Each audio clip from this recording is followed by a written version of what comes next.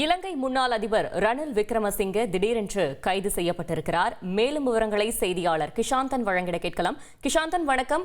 இந்த கைதிற்கு என்ன காரணம்? சிஐடி தரப்பில் என்ன தெரிவிக்கப்பட்டிருக்கிறது? முழு தகவல்களை சொல்லுங்க. வணக்கம்.